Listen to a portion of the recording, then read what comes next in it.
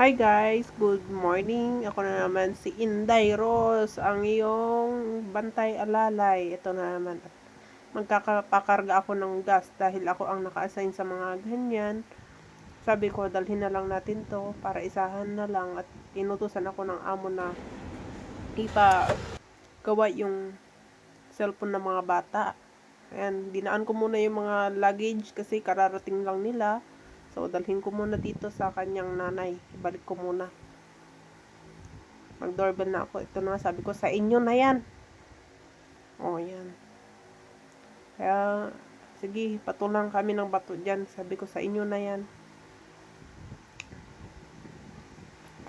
Ito na nga, tinatagtad na naman kami ng trabaho. Ganitong life ng yaya.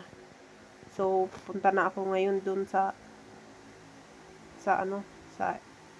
pagpagawaan ko ng cellphone at paggawa ko yung cellphone nila. So, on the way na kami doon. So, ito na. Bakbakan na guys na naman. Oh, ito na. Karga may. Dinaan ko muna yung gasol. Para isang isang pagod na lang ba.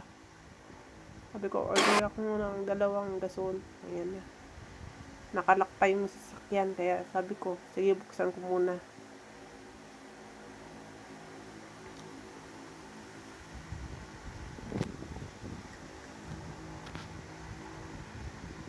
Payment time. Pasensya na kayo at bago-baguhan lang ako sa mga pag-voice over. Hindi ko pa alam kung paano mag-voice over. Na utal-utal pa talaga ako guys. So, pagpasensyahan nyo na. Ito na at samahan nyo ako. Ipagawa ko yung cellphone. At wala namang ibang uutusan kundi ako. Ako talaga naka-in-charge pagdating sa labas. Kaya lahat isang sabi lang yan. Matik na yan. Kaya hindi yan sumasakit yung ulo sa akin ng aking amo. For the go lang talaga tayo. Go lang. Kaya, ano pa ba?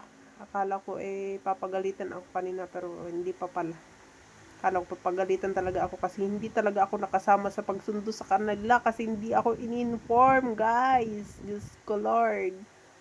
Ito na nga at sinabi ko sa technician na pakipalitan yung tempered at yung isa ay papalitan ng LCD.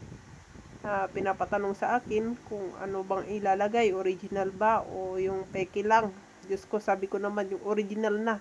At tinanong ko 13,500, grabe, ang mahal pala. At ito na naman, sabi niya, uwi ka na at tara mag-grocery, sabi ng amo ko, ayan. Pag grocery talaga kami ng Inday, kasama ko yung yaya. Kaya yan, oh. Ano pa ba, all around, saan pa tayo niyan? Hindi na sila malulugi sa akin, day. O, yan. Makit ako sa taas kasi mayroon pa kami isang nakalista na hindi pa nakukuha. Pero sa taas yun. Kaya pibili muna ako ng tornado map refill. Kaya inutusan ako sa taas na bumili. Ayan. Nagtanong ako dun sa kung saan yung tornado. Hanap ako ng hanap. At ang laki naman kasi ng store na ito. Kaya ito, nag-sale naman sila kaya 4 nang kinuha ko para kuskus nun nila nang ikuskus dyan kahit pa masira para hindi na ako binili. Magbabago na kasi Sunday kasi ngayon panilagyan. Sumasayo yung mga matatanda. Baba na ako. Babalikan ko sila sa baba. Iniwan ko sila doon sa pababa na rin ako.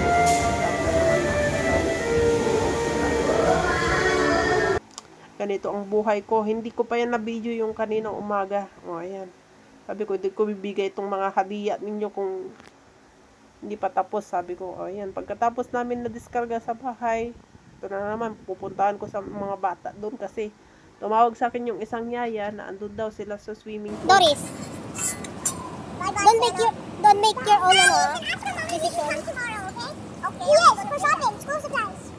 No, bye-bye. That's tomorrow. No, it's not. Can we go now? Your order's there already, maybe. Really? Yeah, I order, mango shake, cropek, and the french fries. Yes.